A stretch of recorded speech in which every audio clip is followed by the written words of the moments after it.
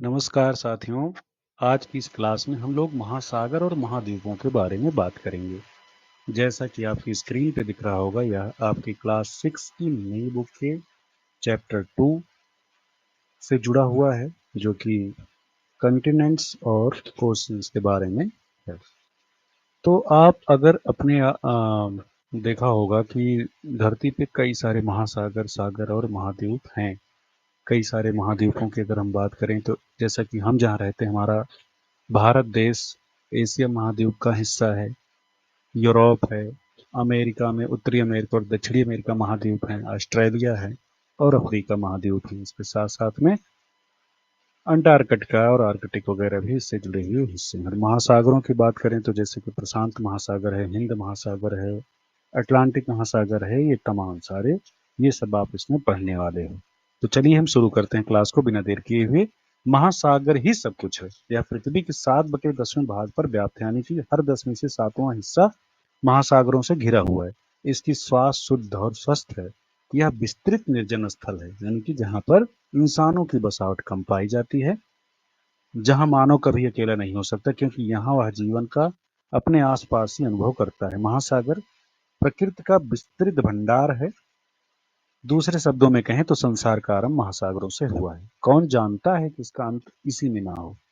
Joules वर्न 1870, इनका एक statement है, जो कि भी हमने पढ़ा महासागरों के बारे में। जैसा कि पिछले चैप्टर में भी आपने देखा था, तो थीम क्या है कि कुछ जरूरी महत्वपूर्ण प्रश्न चैप्टर की शुरुआत में शामिल किया गया था। सेम वही चीज यहाँ पर भी है। महत्वपूर्ण प्रश्न में क्या है? पहला प्रश्न क्या है बच्चों?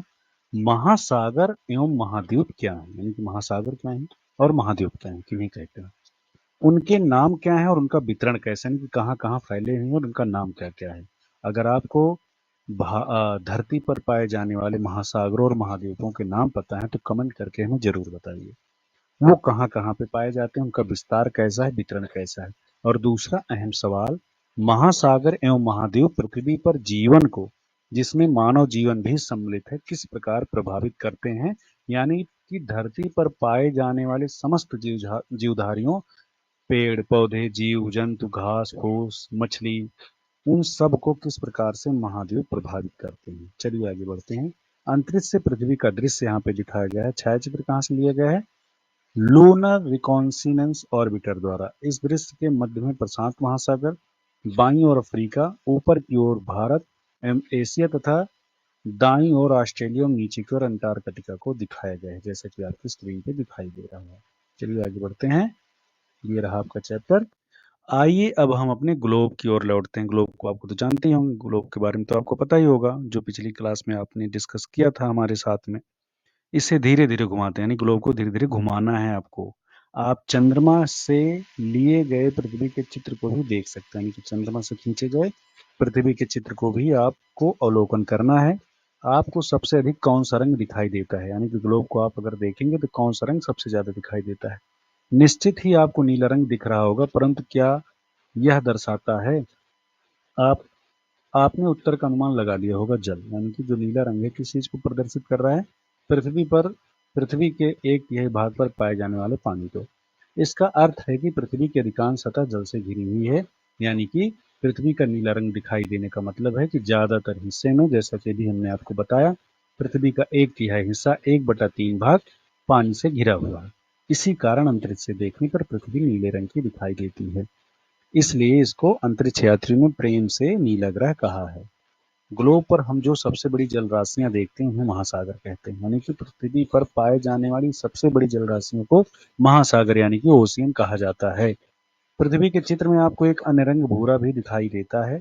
यह भूमि का रंग है, जो ग्लोब के लगभग 1/4 भाग पर फैला हुआ है। भूमि के एक बड़े भाग को भूखंड कहते हैं। भूमि के एक बड़े निरंतर विस्तार को महाद्वीप कहा जाता है। महाद्वीप आपको पता चला होगा। पृथ्वी की जलवायु के निर्माण में महासागर और महाद्वीप दोनों महत्वपूर्ण भूमिका निभाते हैं। ये जीवन के सभी पहलुओं को प्रभावित करते हैं, यानी कि महाद्वीप और महासागर दोनों पृथ्वी के निर्माण में महत्वपूर्ण हैं, जिसमें सभी जीव जंतु, पौधे और मानव भी सम्मिलित हैं। हम उनके प्रभाव को अपने इतिहास, संस्कृति और अपने दैनिक जीवन पर देखते हैं। चलिए आगे बढ़ते हैं। ध्यान रखें, ध्यान क्या रखना है? भारतीय नौसेना के प्रतीक चिन्ह पर आदर्श वाक्य सम नो वरुण अंकित है, जिसका अर्थ है हे वरुण हमारे लिए कल्याणकारी हो। यह महासागर, आकाश तथा जल से संबंधित वैदिक देवता वरुण की स्तुति है। पृथ्वी पर जल एवं भूमि का वितरण। पृथ्वी पर जल और भूमि का विस्तार कैसे है, किस प्रकार से, कितने क्षेत्र में है, इसकी चर्चा हम आगे करने वाले हैं। जैसा कि हम देखते हैं, महासागर और महाद्वीप उत्तरी और दक्षिणी गोलार्ध में समान रूप से वितरित नहीं है। आप अगर ग्लोब को देखेंगे तो उत्तरी गोलार्ध में महाद्वीप का विस्तार ज्यादा है और दक्षिणी गोलार्ध में जल राशियों का विस्तार ज्यादा है। आगे बढ़ते हैं। चित्र में दर्शाए गए दो मानचित्रों का परीक्षण करते हैं। यहाँ भी नीले रंग से महासागरों एवं उनके छोटे छोटे विस्तार जैसे सागर, खाड़ी आदि को दर्शाया गया है। एक आपको काम करना है, हम सब मिलकर चीज करेंगे। जैसे कि पता लगाना है, प्रत्येक मानचित्र में वृत्ताकार रेखाओं को क्या कहते हैं? क्या आप जानते हैं कि दोनों ध्रुवों पर मिलने वाली रेखाओं को क्या कहा जाता है? पिछली क्लास में आपने पढ़ा था, आप कमेंट करके हमें बताइए। किस गोलार्ध में अधिक जल है? अभी हमने आपको बताया था, ये भी आपको कमेंट करना है। आपके अनुसार उत्तरी एवं दक्षिणी गोलार्ध में जल एवं भूमि का अनुपात कितना होगा? समूह में चर्चा कीजिए। ग्रुप बनाइए अपने दोस्तों का और उनके साथ इस विषय पर चर्चा कीजिए। उत्तरी और दक्षिणी गोलार्ध में जल और भूमि का अनुपात कितना होगा? क्या सभी महासागर एक दूसरे से जुड़े हैं या फिर उनके बीच में कोई विभाजक रेखा भी है? एक सुंदर सा चित्र आपकी स्क्रीन पे दिखाई दे रहा है, जिसको हम प्रवाल भित्त या कोरल रीफ कहते हैं। कोरल से एक प्रकार के जीव होते हैं जो समुद्र में पाए जाते हैं, जो कि पर्यावरण संरक्षण के लिए बहुत महत्वपूर्ण माने जाते हैं और कार्बन बैलेंस को बनाए रखने में अपना अहम योगदान करते हैं। समुद्री जीवन की चर्चा यहाँ पे है। समुद्री एनीमोन पर तारामीन, यहाँ पे समुद्री एनीमोन पर तारामीन बैठी हुई है। शार्क को दिखाया गया है और स्पर्म व्हेल है ना, उसकी माँ और शिशु को दिखाया गया है। डॉल्फिन को दिखाया गया है। अगले चित्र में उष्णकटिबंधीय बहुरंगी मछलियों के साथ सतही प्रवाल भित्ति। फिर और क्या है, शैवाल को दिखाया गया है, जैसा कि आपको स्क्रीन पर दिख रहा होगा। इम्परर पेंगुइन, पेंगुइन कहाँ पाई जाती है आप कमेंट करके बताइए। और साथ साथ में बोनियर समुद्री टर्टल को भी आपको इस चित्र में दिखाया गया है। इन चित्रों को आप भली भांति देखिए, उसके बाद आगे चर्चा करेंगे। ये रहा। चलिए आगे बढ़ते हैं हम। पृथ्वी पर उपलब्ध पृथ्वी पर उपलब्ध जल का अधिकांश भाग महासागरों में, कहाँ पे है? महासागरों में। परंतु यह जल लवणीय है, साल्टी है, खारा है एवं मानव सहित बहुत से स्थलीय जीवों के उपभोग के लिए उपयोगी नहीं है, क्योंकि हमें शुद्ध पानी जो है वो उपभोग करने के लिए हम अनुकूलित हैं। नमकीन पानी हम यूज करेंगे तो उससे हमें नुकसान हो सकता है। दूसरी ओर अलवणीय जल यानी कि जो पेयजल है, पीने योग्य जल है, का पृथ्वी के जल संसाधनों में अत्यल्प हिस्सा है, यानी कि बहुत कम मात्रा में शुद्ध जल पाया जाता है। यह हिमनद यानी कि ग्लेशियर, ग्लेशियर क्या होता है? नदियों, झीलों, वायुमंडल एवं भूमिगत जल के रूप में व्याप्त है। क्या आप जानते हैं वायुमंडल में जल किस रूप में पाया जाता है? वायुमंडल में जल जलवाष्प के रूप में पाया जाता है, जो विभिन्न प्रकार से पृथ्वी पर पुनः वापस आ जाता है, बारिश के रूप में, ओला के रूप में, तुषार के रूप में। चलिए, जब पृथ्वी पर जल प्रचुर मात्रा में उपलब्ध है फिर भी जल की कमी अथवा जल संकट कितनी चर्चा क्यों सुनाई देती है? इसका जवाब आपको देना है, अपने साथ में अपने दोस्तों के साथ में इस पर विचार विमर्श आपको करना है। जल संरक्षण के कौन कौन से उपायों से आप अवगत हैं, यानी जल संरक्षण के कौन कौन से उपाय हैं जिनके बारे में आपको जानकारी है, या फिर जल को बचाने के लिए आप क्या क्या करते हैं या कौन कौन से उपाय अपनाते हैं, उसका भी आप जिक्र कर सकते हैं। इनमें से किसका उपयोग आपने अपने घर, विद्यालय, गांव, उपनगरों, नगरों में होते हुए देखा है? महासागरों की हम बात कर लेते हैं। पृष्ठ 32 पर दिए गए चित्र 2.3 में विश्व के मानचित्र में हम 5 महासागर, कितने महासागर? 5। कौन कौन से? प्रशांत महासागर, जिसको अंग्रेजी में क्या बोलते हैं? पैसिफिक ओशियन, समझे? फिर अटलांटिक महासागर, अटलांटिक मतलब अटलांटिक ओशियन। दूसरा, अगला इसके बाद में हिंद महासागर है भैया, हिंद महासागर मतलब इंडियन ओशियन। और क्या आप जानते हैं कि इंडियन ओशियन के दो विस्तार कौन से हैं? इंडियन ओशियन के दो विस्तार हैं जो भारत के दोनों तरफ हैं। कौन कौन से? बंगाल की खाड़ी और अरब सागर। ये इनको हिंद महासागर का विस्तार माना जाता है। आर्कटिक महासागर एवं दक्षिणी यानी कि अंटार्कटिका महासागर को देखते हैं। ठीक है भैया, देखते हैं, चर्चा करते हैं। चलो, हमने यहाँ 5 महासागरों के नाम बताए हैं। चलो जल्दी फटाफट बताओ, बिना देखे स्क्रीन में, बिना चीटिंग किए।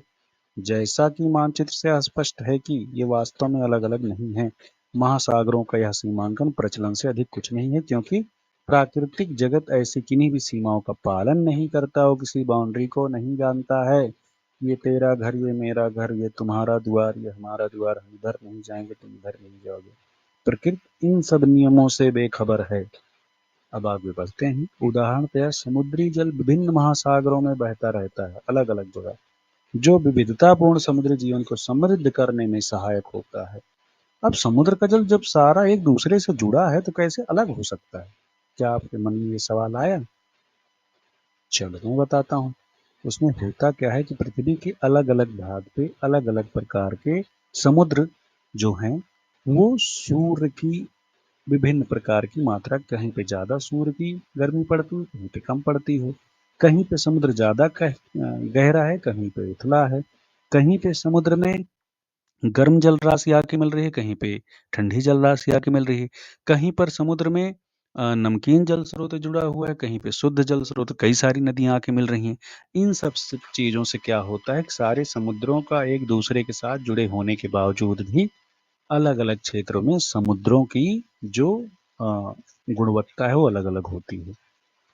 अनेक प्रकार के पौधों, जीव जंतु, विभिन्न प्रजातियां इन महासागरों में पाई जाती हैं। समुद्री वनस्पति जगत में छोटे पौधे में सभी समुद्री शैवाल, एल्गी और सीवीड सम्मिलित हैं। वनस्पति समुद्री वनस्पति जगत में यानी छोटे से छोटा लेकर कर समुद्री शैवाल तक सब समुद्री वनस्पति जगत का हिस्सा है। समुद्री प्राणी जगत की अगर हम बात करें तो जैसा कि आपने अभी ऊपर चित्र में देखा था, हजारों प्रकार की रंगीन मछलियां, डॉल्फिन, व्हेल, अनगिनत रहस्यमयी गहरे समुद्री जीव शामिल हैं। सूर्य की रोशनी वाली सतह से लेकर अंधेरी गहराइयों तक समुद्र के प्रत्येक क्षेत्र में जीवन के विविध रूप पाए गए हैं। अच्छा, सूर्य की रोशनी में मतलब समुद्र के लिए बताया गया है कि कुछ जगह तक सूर्य की रोशनी पहुंचती है, उसके नीचे अंधेरा रहता है। तो क्या आप कमेंट करके बता सकते हैं कि सूर्य की रोशनी समुद्र में कितनी गहराई तक पहुंचती है? चलो फटाफट कमेंट करके बताओ और अपने विद्वता का परिचय दो। ये रहा आपके सामने एक चित्र, यानी कि मानचित्र। इसमें क्या क्या दिखाया गया है? इसमें दिखाया गया है कि कौन कौन से महाद्वीप हैं, यानी कि कौन कौन से कॉन्टिनेंट हैं और कौन कौन से महासागर हैं। जैसा कि आप देख रहे होंगे, सबसे ऊपर आर्कटिक महासागर आपको दिख रहा होगा। ये यहाँ पे दिखाया गया है। ये क्षेत्र जो है कौन सा है? आर्कटिक महासागर का। नीचे दक्षिणी महासागर दिखाया गया है। यहाँ पर प्रशांत महासागर है। ये अटलांटिक महासागर है। अटलांटिक महासागर भी दो भागों में है, यानी कि ये ऊपरी वाला हिस्सा जो है ये उत्तरी अटलांटिक महासागर है, और ये जो दक्षिणी हिस्सा है ये दक्षिणी अटलांटिक महासागर है। फिर इसके बाद में इधर जो आप देख रहे हैं ये भी प्रशांत महासागर का ही विस्तार है। इधर अपना हिंद महासागर पाया जाता है, जिसके दो भागों की मैंने बात की थी। हिंद महासागर का दो विस्तार क्रमशः भारत के पूर्वी तट और पश्चिमी तट का निर्माण करता है। पूर्वी तट पर क्या है? ये रहा बंगाल की खाड़ी, और इधर ये रहा अरब सागर, जो कि हिंद महासागर का विस्तार है। तो ये सब तो रहे महासागर। अब इसके बाद में अगर हम महाद्वीपों की बात करें, हमारा प्यारा भारत जिस महाद्वीप में पाया जाता है, यूरेशिया उसको कहते हैं।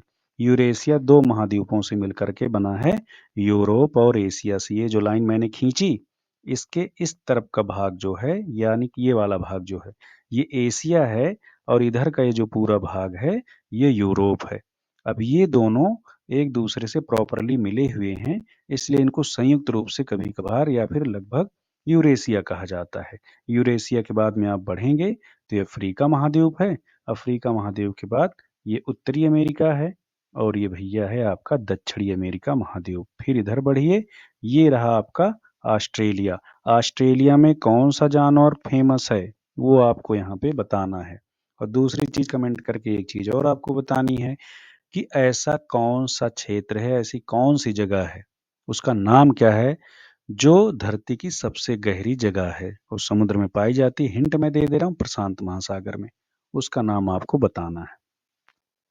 तो चलो आगे हम बढ़ते हैं। ये आपको यहाँ पे एक तालिका दी गई है। नीचे दी गई तालिका में बताइए 5 महासागर किस गोलार्ध तथा गोलार्धों में अवस्थित हैं। प्रशांत महासागर किस गोलार्ध में, उत्तरी में कि दक्षिणी में कि दोनों में विस्तृत है? अटलांटिक महासागर उत्तरी गोलार्ध में है कि दक्षिणी गोलार्ध में है कि दोनों गोलार्ध में पाया जाता है? हिंद महासागर उत्तरी गोलार्ध में, दक्षिणी गोलार्ध में कि दोनों में है? दक्षिणी महासागर उत्तरी में है कि दक्षिणी में है कि दोनों में है? इसी प्रकार से आर्कटिक महासागर अकेले उत्तरी गोलार्ध में पाया जाता है, दक्षिणी गोलार्ध में। मानचित्र में देखने पर यह स्पष्ट हो जाता है कि प्रशांत महासागर सबसे बड़ा है। दूसरा सबसे बड़ा महासागर अटलांटिक है। हिंद महासागर तीसरे स्थान पर है, जबकि दक्षिणी महासागर चौथे स्थान पर है। तो भैया सबसे छोटू वाला महासागर कौन सा है? सबसे छोटकवा महासागर है आर्कटिक, यानी कि सबसे छोटा वाला कौन है? आर्कटिक। चलो, तो कितने महासागर हो गए बाबूजी? 5 हो गए। सबसे बड़ा वाला? सबसे बड़ा वाला कौन सा है? एटलांटिक। दूसरे नंबर उसके बाद प्रशांत है भाई। प्रशांत सबसे बड़ा है ना, प्रशांत महासागर सबसे बड़ा 1 नंबर पे। दूसरे पे अटलांटिक है और तीसरे पे अपना हिंद महासागर है, जिसको आप इंडियन ओशियन भी कहते हैं। दक्षिणी महासागर का चौथा नंबर है रैंक में, साइज के हिसाब से। और सबसे छोटा और 5वें स्थान पे कौन आते हैं? आर्कटिक महासागर। तो ये महासागरों की बात रही। चलो, जैसा कि ध्यान रखेंगे, ध्यान रखना है, जैसा कि महासागरों के मानचित्र से स्पष्ट है कि हिंद महासागर का विस्तार उत्तर में एशिया, पश्चिम में अफ्रीका, पूर्व में ऑस्ट्रेलिया एवं दक्षिण में दक्षिणी महासागर तक है। भारत के दोनों ओर हिंद महासागर के 2 भाग दिखाई देते हैं, पश्चिम में अरब सागर और पूर्व में बंगाल की खाड़ी, जो कि मैंने आपको पहले बताया था। ये देखो अपना प्यारा सा भारत का नक्शा, जिसमें दिखाया गया बंगाल खाड़ी, अरब सागर, लक्षद्वीप समूह और अंडमान निकोबार द्वीप समूह। तो अगर आपसे कोई पूछे तो भारत के पास दो ऐसी कौन सी जल राशियां हैं या सागर हैं जो हिंद महासागर के विस्तार हैं? तो कौन कौन सी हैं? बंगाल की खाड़ी एक, और दूसरा अरब सागर। ठीक है, चलो। महासागर और आपदाएं। महासागर हैं तो समस्याएं भी आती हैं, थोड़ी सी आपदाएं भी कभी कभी हो जाती हैं, जैसे कि सुनामी वगैरह, चक्रवात आना, ये सब। तो इस अध्याय के आरंभ में दिए गए पृथ्वी के चित्र को फिर से देखिए। आपने ध्यान दिया होगा कि पूरी पृथ्वी पर कुछ सफेद आकृतियां दिखाई देती हैं। क्या आप अनुमान लगा सकते हैं कि वह क्या है? ये बादलों के विशाल से, यानी जो सफेद आकृतियां दिखाई देती हैं, उनसे बादलों को प्रदर्शित किया जाता है। ये बादल महाद्वीपों में वर्षा लाते हैं। उदाहरण के लिए भारत में होने वाली अपेक्षित मानसूनी वर्षा महासागरों से उत्पन्न होती है। इस वर्षा के अभाव में हमारी कृषि और पूरा जीवन अस्त व्यस्त हो जाएगा। महासागर तूफानों को भी जन्म देते हैं। अत्यधिक वर्षा वाली विध्वंसक घटनाएं अथवा अति प्रचंड हवाएं, जैसे कि चक्रवात, विश्व के तटीय क्षेत्र में दूर दूर तक क्षति पहुंचाते हैं। अब एक अन्य प्राकृतिक आपदा सुनामी भी समुद्र में उत्पन्न होती है। सुनामी यह विशाल और शक्तिशाली तरंगे हैं जो महासागर तल में तीव्र भूकंप अथवा ज्वालामुखी के फटने के कारण आती हैं। सुनामी हजारों किलोमीटर तक जाकर तटीय क्षेत्रों को डुबा सकती हैं, जिससे व्यापक स्तर पर हानि होती है।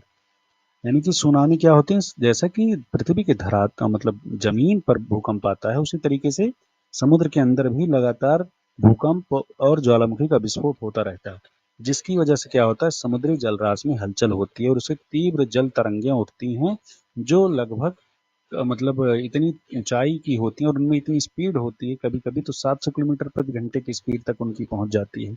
ऊंचाई होती है 5-5 मंजिला इमारत के बराबर, और वो जब किसी तट से टकराती हैं तो उस तट से लेकर के अंदर तक 8-10 किलोमीटर को पूरी तरीके से अस्त व्यस्त कर देती है। जैसे कि यहाँ पे 2004 में हिंद महासागर के एक सुनामी की बात की गई है। 26 दिसंबर 2004 के दिन हिंद महासागर के आसपास भारत और अन्य 13 देश प्रचंड सुनामी से प्रभावित हुए। यह सुनामी इंडोनेशिया में आए भूकंप के कारण आई थी। इस आपदा में 2 लाख से अधिक लोगों की जान गई थी। भारत में अंडमान एवं निकोबार द्वीप समूह द्वीपों से संबंधित उपखंड को भी देखो। चलिए, ठीक है। तमिलनाडु और केरल के तटीय क्षेत्र इससे भीषण रूप से प्रभावित हुए और भारी जान माल की हानि हुई। इस प्रकार सुनामी कभी कभी आती है, क्योंकि यह अत्यंत विध्वंसकारी होती है। हालांकि तट से टकराने से पहले इसका अनुमान लगाया जा सकता है। बहुत से देश इस प्रकार की पूर्व चेतावनी प्रणाली, यानी कि अर्ली वार्निंग सिस्टम, है ना, स्टेब्लिश कर चुके हैं, स्थापित कर चुके हैं। विशेषकर भारत समेत बहुत से देश हिंद महासागर सुनामी चेतावनी प्रणाली में सहयोग कर रहे हैं। इससे जान माल की रक्षा करने के उपायों में सहायता मिलती है। जिन घटनाओं के कारण जान और माल की क्षति होती है, उन्हें आपदा प्रबंधन के अंतर्गत नियंत्रित किया जाता है। भारत में सभी प्रकार की आपदाओं का सामना करने के लिए राष्ट्रीय आपदा प्रबंधन प्राधिकरण है, अब हम बात करते हैं महाद्वीपों की। तो महासागरों की चर्चा हमने की, अब महाद्वीपों की बात करते हैं। आपने कितने महाद्वीपों को गिना था? क्योंकि इनकी गिनती कई प्रकार से की जा सकती है। यह हमारी रुचि पर निर्भर करता है कि हम 4 से 7 के बीच में किसी भी संख्यक सूची बना सकते हैं, जिसके कारण निम्नलिखित है। उत्तरी अमेरिका और दक्षिणी अमेरिका को सामान्यतः 2 महाद्वीपों में गिने जाते हैं, परंतु जब देखा जाए तो एक ही भूखंड है, उन्हें भी एक समझा जा सकता है। अच्छा, यूरोप और एशिया को सामान्यतः 2 महाद्वीप माना जाता है, जैसे कि मैंने पहले एक्सप्लेन किया था। यद्यपि मानचित्र में स्पष्ट दिखाई देता है कि वह एक ही भूखंड है, ऐतिहासिक और सांस्कृतिक कारणों से यूरोप का विकास एशिया के विकास से बहुत भिन्न प्रकार से हुआ, इसलिए इन्हें 2 महाद्वीपों के रूप में देखा जाता है।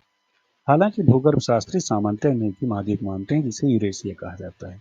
तो यूरेशिया किन किन महाद्वीपों से मिलकर के बना है? यूरोप और एशिया से। अफ्रीका और यूरेशिया को सामान्यतः 2 महाद्वीप समझा जाता है, कभी कभी ये भी समझा जाता है, क्योंकि जमीनी रूप से एक दूसरे से जुड़े हुए हैं। तालिका महाद्वीपों के अलग अलग प्रकार गिनती को 4 रूप में दिखा है। 4 महाद्वीप की अगर हम बात करें तो 4 में कैसे गिनेंगे? अफ्रीका, यूरेशिया, अमेरिका, अंटार्कटिका और ऑस्ट्रेलिया। 5 महाद्वीप अगर गिनेंगे किनको किनको गिनेंगे? अफ्रीका, अमेरिका, अंटार्कटिका, ऑस्ट्रेलिया और यूरेशिया को। 6 महाद्वीप अगर गिनेंगे तो भैया कौन कौन से गिनेंगे बाबूजी? अफ्रीका, अंटार्कटिका, ऑस्ट्रेलिया, यूरेशिया, उत्तरी अमेरिका, दक्षिणी अमेरिका को 6 महाद्वीप के रूप में गिनेंगे। 7 महाद्वीपों की अगर बात करें तो अफ्रीका, अंटार्कटिका, ऑस्ट्रेलिया, एशिया, उत्तरी अमेरिका, दक्षिणी अमेरिका और यूरोप, ये सब मिलकर के 7 महाद्वीप का निर्माण करते हैं। इस बात में कोई मारपीट धक्का मुक्की नहीं होनी चाहिए। आप 4 महाद्वीप भी बता सकते हो, 5 भी बता सकते हो, 6 भी बता सकते हो, 7 भी बता सकते हो। क्यों? क्योंकि आपकी नई वाली बुक में ऐसा बताया गया है। व्यवहारिक रूप से 7 महाद्वीपों की अंतिम सूची को ही व्यापक रूप से अपनाया और प्रयोग में लाया जाता है। तो फाइनल क्या है? 7 महाद्वीप। नाम उनका याद रख लो 7 महाद्वीप का। अफ्रीका, अंटार्कटिका, ऑस्ट्रेलिया, एशिया, उत्तरी अमेरिका, दक्षिण अमेरिका और यूरोप, ये सब 7 महाद्वीप है। इन छल्लों को देखो। आपने ओलंपिक खेलों के प्रतीकों में से एक प्रतीक ओलंपिक के 5 छल्लों को अवश्य देखा होगा। ये छल्ले विश्व भर से खिलाड़ियों के एकत्र होने का प्रतीक हैं। इन छल्लों को 5 बसे हुए महाद्वीपों अफ्रीका, अमेरिका, एशिया, ऑस्ट्रेलिया और यूरोप को प्रतिनिधित्व करने के लिए चुना गया था। चलिए आगे हम बात करते हैं। ये एक रिप्रेजेंटेशन है आपका, कि इसमें दिखाया गया है कि उत्तरी अमेरिका कितना बड़ा है, एशिया कितना बड़ा है, यूरोप कितना बड़ा है, अफ्रीका कितना बड़ा, दक्षिणी अमेरिका कितना बड़ा, ऑस्ट्रेलिया कितना बड़ा है।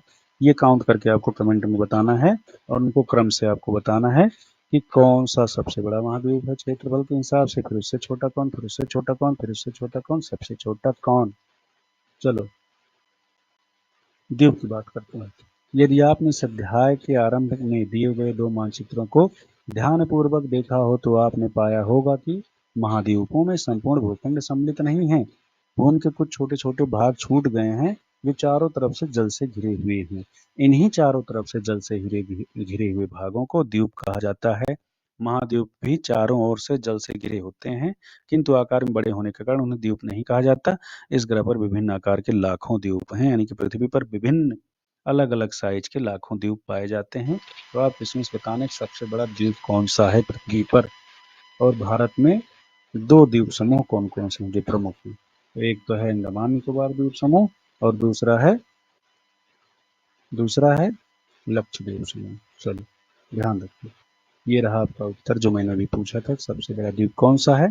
तो विश्व का सबसे बड़ा द्वीप ग्रीनलैंड है। उसके आकार को समझने के लिए आपको भारत के सबसे बड़े 10 राज्यों के क्षेत्रफल को जोड़ना होगा, यानी कि भारत के जो 10 सबसे बड़े राज्य हैं उन सब के क्षेत्रफलों को जोड़ दिया जाए तो इतने बड़े आकार का ग्रीनलैंड है, जिसको दुनिया का सबसे बड़ा द्वीप यानी कि आइलैंड माना जाता है। पृथ्वी में 1300 से अधिक द्वीप हैं, है ना? कितने? 1300। इनमें मुख्य रूप से 2 द्वीप समूह हैं। अरे भारत में 1300 से अधिक द्वीप, माफी चाहता हूँ, जिनमें से 2 द्वीप समूह मुख्य हैं। कौन कौन से? बंगाल की खाड़ी में स्थित अंडमान और निकोबार द्वीप समूह तथा अरब सागर में स्थित लक्षद्वीप समूह, जैसे कि आपको मैंने पहले भी बताया था। 1981 से भारतीय अंटार्कटिका कार्यक्रम के अंतर्गत अंटार्कटिका में अन्वेषण किया जा रहा है। अंटार्कटिका ऐसा महाद्वीप है जहाँ की जलवायु बहुत अधिक ठंडी और कठोर है, बहुत ही कठिन है, पता ही है आपको। सब कुछ एकदम बर्फ से ढका रहता है, सब सफेद सफेद दिखता है। 1983 में भारत ने अंटार्कटिका में दक्षिण गंगोत्री नामक पहला वैज्ञानिक स्टेशन स्थापित किया था। क्या नाम था पहला वैज्ञानिक स्टेशन का? नाम गंगोत्री। बाद में 2 और बेस स्टेशन स्थापित किए गए। इस सुदूर प्रदेश में भारतीय वैज्ञानिकों के लगभग 40 दलों ने विशेष रूप से जलवायु और पर्यावरण के विकास पर शोध कार्य किए हैं। वैज्ञानिकों के रहने के लिए यहाँ बने आवास में पुस्तकालय और यहाँ तक कि डाकघर का भी प्रबंधन किया गया। महासागर और जीवन की अगर हम बात करें, महासागर और महाद्वीप पर्यावरण के अत्यावश्यक भाग हैं। भले ही हम ध्यान ना दें, पर ये हमारे जीवन के अधिकांश पक्षों को प्रभावित करते हैं। हमने उल्लेख किया है कि महासागरों से महाद्वीपों पर वर्षा होती है। यह पृथ्वी के जल चक्र का भाग है, जिसे आप आगे विज्ञान में पढ़ेंगे। उदाहरणार्थ, महासागरों के बिना वर्षा नहीं होती तो पृथ्वी मरुस्थल बन जाएगी, है ना। मरुस्थल क्या होता है, ये आपको बताना है हमें। यह भी ज्ञातव्य है कि दुनिया भर की आधी ऑक्सीजन महासागर का वनस्पति जगत उत्पन्न करता है, इसलिए इन्हें पृथ्वी का फेफड़ा भी कहा जाता है। इस प्रकार महासागर जलवायु के नियंत्रित और पृथ्वी पर जीवन को बनाए रखने में महत्वपूर्ण योगदान देते हैं। महासागर अनेक प्रकार से मानव जाति को प्रभावित करते हैं।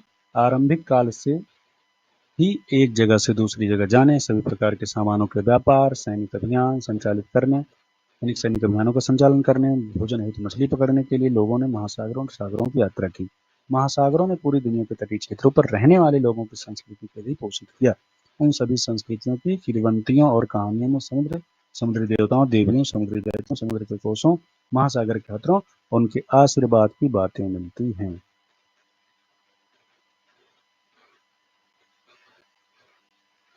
हमारे दिन प्रतिदिन के जीवन में महासागर की महत्वपूर्ण भूमिका को याद रखने के लिए संयुक्त राष्ट्र ने 8 जून को विश्व महासागर दिवस के रूप में घोषित किया है। क्योंकि महासागर भोजन और औषधि के प्रमुख स्रोत और जैव मंडल के महत्वपूर्ण भाग के रूप में हमारे ग्रह के फेफड़े के रूप में कार्य करते हैं। वैज्ञानिक अध्ययनों से यह पता चलता है कि मानव की बढ़ती सामुद्रिक गतिविधियों ने महासागरों को प्रदूषित किया है। हम प्रतिवर्ष लाखों टन प्लास्टिक कचरा समुद्र में फेंकते हैं, जो समुद्री जीव जंतुओं का जीवन संकट में डालता है। प्रदूषण के और भी बहुत से प्रकार होते हैं। परिणाम स्वरूप समुद्री पर्यावरण पर खतरा मंडरा रहा है। समुद्रों में आवश्यकता से अधिक मछली पकड़ना भी समुद्री जीवन के पतन का एक कारण है। हम सभी का सामूहिक दायित्व है कि पृथ्वी और मानवता के भविष्य के लिए महासागरों को बचाने का प्रयास करें। आगे बढ़ने से पहले आपको कुछ पढ़ने क्या पढ़िए। पृथ्वी की सतह पर विस्तृत जलाशयों को महासागर और विशाल भूखंडों को महाद्वीप कहा जाता है। वो वही है जो पीछे आपने पढ़ा था, उन्हीं का ही समराइज है। आपको पूरा चैप्टर मैं उम्मीद करता हूँ अच्छे से समझ में आया होगा। आगे के वीडियो में अगले चैप्टर को लेकर के आएंगे। तब तक के लिए हंसते रहिए, गुनगुनाते रहिए, मुस्कुराते रहिए। आपका दिन शुभ हो। हमारे साथ बने रहने के लिए धन्यवाद। अगर आपको ये वीडियो अच्छा लगा तो आप वीडियो को शेयर करें, कमेंट करें, और क्या इस हम बेहतर बनाने के लिए क्लास को और क्या कर सकते हो, हमें सुझाव ज़रूर दें। धन्यवाद।